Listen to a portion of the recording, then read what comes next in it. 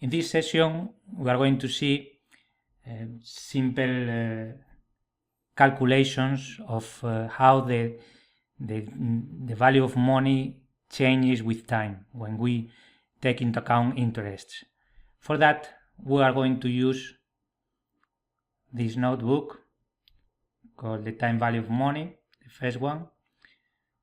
And first of all, what we are going to do is to load the libraries we are going to do. With this load, we are going to be able to see plots in this same notebook. So the goal is mainly to recall some of the basic formulas of how to calculate the time of the value of money on time, and at the same time to start seeing how to create plots in an easy way. And afterwards, in next projects, we will be making more complex plots. So first of all, we are going to talk about interest or discount rates, and the value in the future of the same amount of money will be increased due to two factors: inflation, the expected increase in prices, and risk or opportunity cost. The risk can be the default risk, the possibility that we don't get back the money we invest, or the opportunity cost, what we could get if we invest in a different place. So let's see first of all the simple interest. Suppose we invest $1,000 in a bond, paying 10% annually. At the end of the first year, we would get this value. The future value would be the present value, that is the principal, plus the present value multiplied by the interest. So we would get the present value multiplied by 1, the principal plus the interest. So imagine we have this present value of 1,000 in this moment, and we are going to invest it with an annually interest of 10%. So as you see, this is Python code, and it is like just entering it in Excel or in a calculator. We just enter the present value, multiply by 1 plus 10%. So pressing Shift plus Enter, we run it and we get 1,100. Let's see now a simple plot, just to see how we would see this value increment due to interest. First of all, we are going to make a line with these x values. These are going to be the x coordinates from 0 to 1, from moment 0, that is now, and 1, that is 1 year, in 1 year. And we are going to have 1,000. This is the y coordinates. We have 1,000 today, and we are going to have the future value we calculated in the previous cell. That is going to be future value. We are going to make another line that is going to be with 1,000 constant. These are the y coordinates, just to see how the value is incremented. We are going to limit the axis coordinates from 0 to 1 for the x1, and from 900 to 1,300 for the y1s. And we are going to make an annotation and annotate in the plot of the text interests in this position: x 0.8, y 1050. This by default, this is going to be the position in the values of the plot. So if we run this plot, we are going to see that we have 1,000. If we wouldn't invest it, it could be constant, but as we invest it, we are going to get at the final of the first year the principal, that it is until here, plus interests, that are these ones. Let's see now compound interest. Suppose now that we maintain this investment for a second year, reinvesting after the first year the full amount.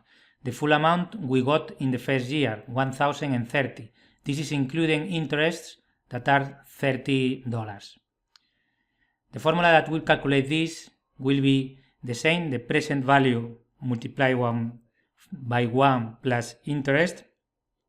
And for the second year, we are going to multiply this whole value, the one we got at the final of the first year, by 1 plus interest again. Or what is the same, we are going to multiply the present value by 1 plus interest to the power of 2.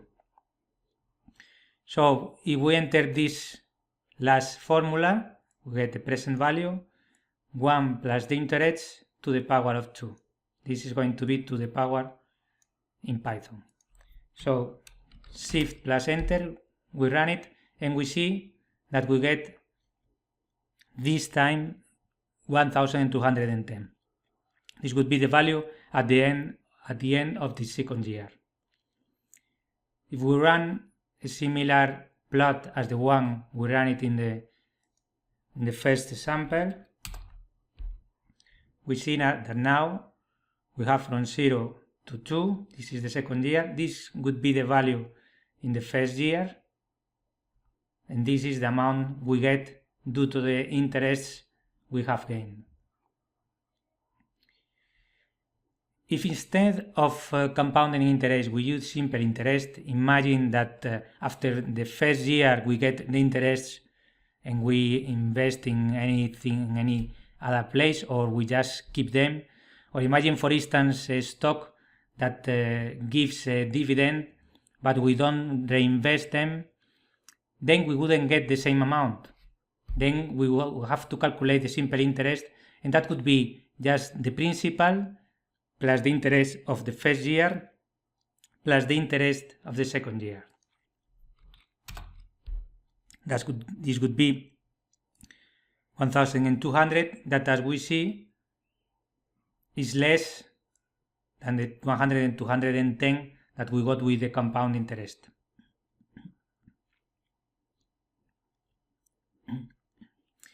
Suppose now that this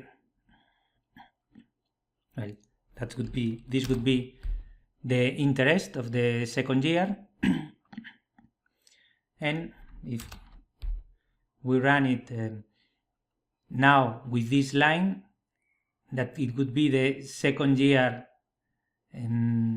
gains without taking into account the interest of the first year. We see that there is a small difference, that are these $10, that are the difference between the simple interest and compound interest in this example. Now we are running it for 2 years. Imagine that we have n years. Then we will have to calculate, to multiply the present value multiplied by 1 plus interest to the power of n. Suppose, for instance, 10 years, we would enter 1 plus the interest to the power of 10. And we would get, as you can imagine, a very larger sum, because we have kept this investment for 10 years, earning 10% each year. Let's see now the compounding frequency. In last example, we were talking about the compounding annually. We got the interest at the final of the year, but it could be possible that, for instance, we get this amount, for instance, each month. Imagine that if we do that in each month, we would calculate the future value taking into account this formula. It would be the present value. Let's make this smaller, just to see if we can see this better.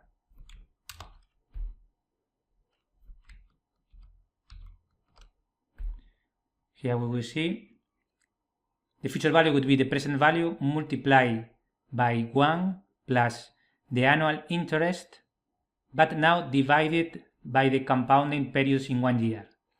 and at the same time to the power of compounding periods in 1 year multiplied by the number of years. This is because we have to take into account that we are compounding during the year.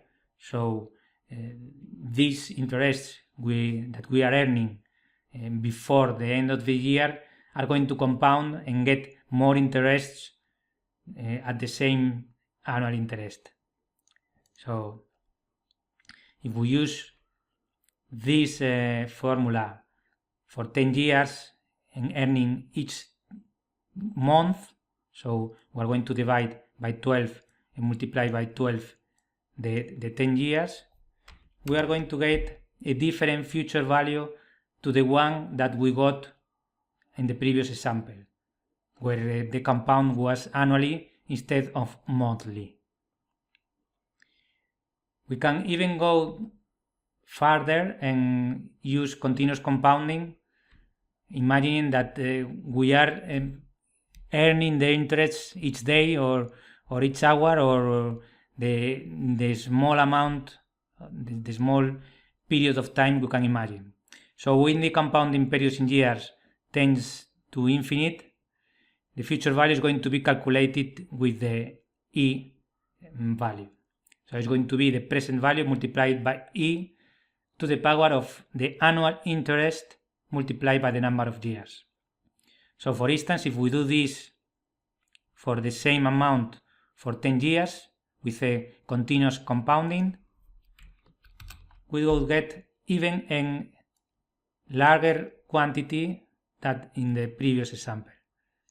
This is because we don't have to wait 1 month for earning the interest, but we earn it every day.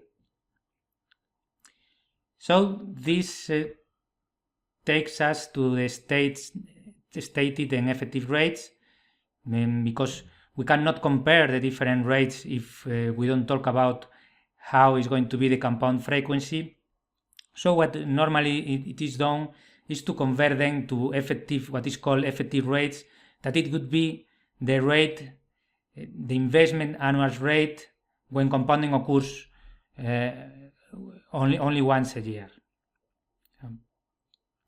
So for calculating the effective annual rate, we are going to use this formula, 1 plus the annual interest divided by the compounding periods in 1 year to the power of compounding periods in 1 year minus 1. For instance, if we want to calculate the effective annual rate for an investment with an annual interest of 10% paid twice a year instead of annually, you see that we are talking about 10% but paid twice a year. So we're going to see that this would be equivalent to an investment of with an interest of 10.25% but compounded annually. So this is what the effective annual rate is telling us. So in this way we can compare different rates even if the compounding is not the same. We see that it's going to be larger because when the compound frequency is larger, we are going to get better effective annual rates, as we are going to get more money, so because we are getting earlier our interests and investing them at the same time. And finally, we can go even further and calculate the effective annual rate for an investment with continually compounding. For instance, for a 10% rate investment, we will calculate in this way. The effective annual rate would be e to the power of annual interest minus 1. So using the same example, as we see, we are getting 10.52% of effective annual rate, that is even larger than the previous one.